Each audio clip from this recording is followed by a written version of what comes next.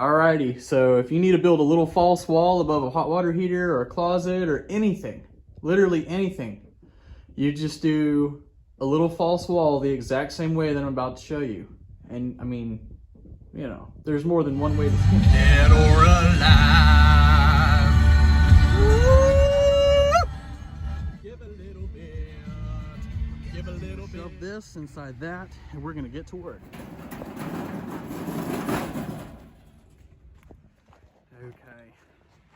Okay, there it is. I've got the old gal loaded up again. See the 2x4s run through with the seat folded down. Ding dong, the Wicked Witch is dead. Ta-da. And you're gonna get this a little book here. Find you a clean page. For me, this is a clean page. I like to save trees, so that's kind of old, but we're gonna go around it and we're gonna use this page. I still got a few more markings I can put in there. You're gonna need a tape measure. So let's see here. You want to measure from the wall over, and you know, forgive me here, this is an extremely hard shot because I'm on a ladder. So the wall actually comes a little bit further outside this shot, but you're going to measure out to the very edge, from the wall to the very edge, and that is 25 inches. Okay, so I'm gonna make 2 of those, and that's because I'm gonna make one for down here and one for the top plate. Okay, so that's 2 that are 25 over here, and one that comes up right here, and one that comes up in the middle. But we're actually, for me, lumber's so high, I'm not gonna do one in the middle. I'm building this little false wall with 2x4s, and this is only a 2-foot stretch. So in my case, I'm only gonna do one there and one here. But keep in mind, if you really want it strong, you just add one more in the middle. So I'm gonna get those measurements right now. And that's 20. That's 20 inches. But so here's the deal here. It's 20 inches, but you got to take out the top plate and the bottom plate. And I don't have a piece of wood with me, but let me measure one right here behind me, or right here. So it's 1.5 thick, that is. But let me measure another board. Yeah, so a 2x4 is about a 1.5 inch thick. And so what you're going to want to do is you're going to want to take 1.5 inches and 1.5 inches, so that's 3 inches, and you're going to want to subtract 3 inches from those 2 boards. So that was, I think, 20 inches.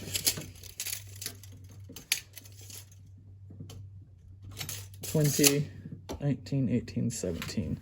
So 2, 17. So that's 2 that are 17.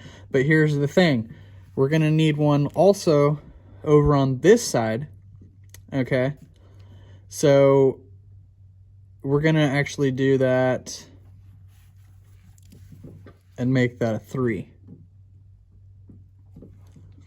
Okay. So we need 3 that are 17, 2 that are 25.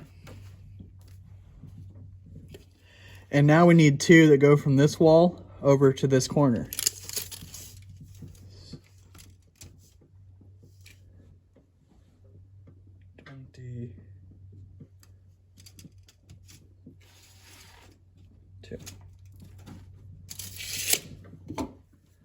So we need 2 that are 22 inches.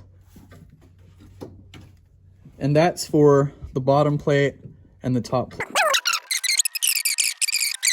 What you need to get cutting, you're gonna need a skill saw, measuring tape, a speed square, a pen, and your measurements here. So let's get to cutting, but first, let me actually show you a trick.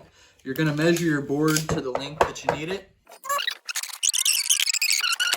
Okay, so you'd do this first, you'd measure it, make you a little mark, and then you would use the speed square to actually draw a straight line all the way across. But here's where it gets awesome. You can actually take the skill saw, and when you're cutting a piece of wood, you can run it down the skill saw, and I can't hold it all, but this little deal here, you can run it down this as you're holding it on that board to have your saw cut in a straight line. If you measure it up with your line and make sure the blade is cutting on your actual line, and then line this up, it's like a table saw, very cheap table saw. So there's your little trick. All you need is a skill saw, corded or non-corded. That and this stuff right here, you can do about anything. So hopefully that helps some. How I do it.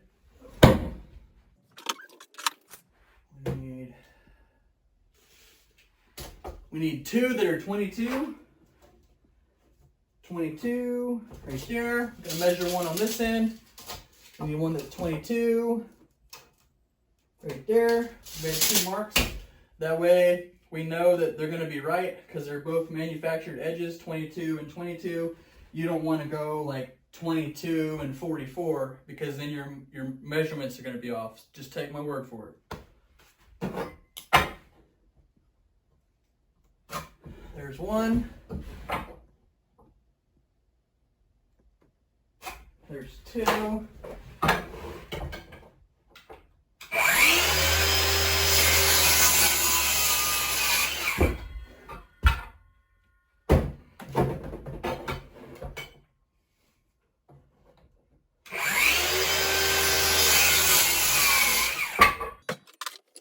What I'm doing here, I'm going to cut all of them and I'm going to lay them out just like and I've laid them all out, and you can see how they're all the same size. Now all I'm going to do is take them inside, so you're going to want to stay with me here to see how this all looks. You see there's a bottom plate, a top plate, a piece holding the top and bottom plate together on both sides. So now I can run up my sheetrock right over all this, just like they did on the other side. I'll continue going up and sheetrock over all that and screw into that frame. And now let's check out this side over here. You can see it's flush right here going around the corner. It's going smooth here. I'm going to take this paneling off and it'll all be smooth. It's smooth going up here and it's level. You can put a level on there. This got a little tricky. Okay, so this is all normal here, but it got a little tricky right here because there was a little bit of a height difference, obviously. But it's not a big deal because it's a false wall and I'm not going to mess with it. It's just going to hold about a couple more pounds. And I put supports underneath this floor in a couple of videos that I did in my masonry videos. But so I'm not worried about this sagging anymore. I've got the sag fixed underneath the house, and now I've got this ready to sheetrock. So I hope this video was helpful. Go ahead and like and subscribe to my channel if you like how-to videos and home improvement. I'm going to make videos on how to fix everything in